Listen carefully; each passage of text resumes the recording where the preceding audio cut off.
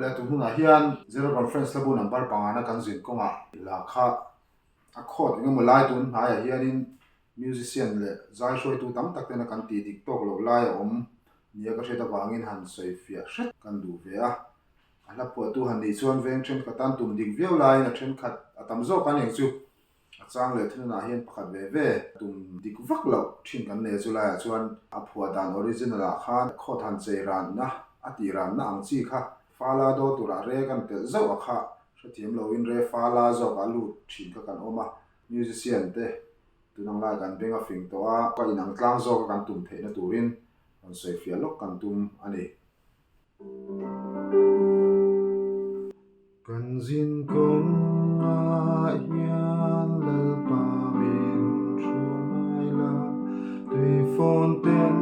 min chim kan pil thuai do ne ilam kan lo hoi kwa kan pai ba hian lo hai ro chang dam tu tilaya ilam kan lo hoi kwa kan pai ba hian tilaya anita ni visual lai chu kwa kan pai ba hian akan tampur chu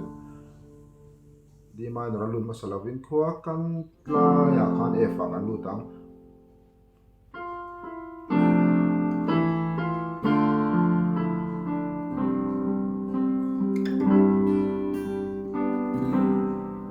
ta de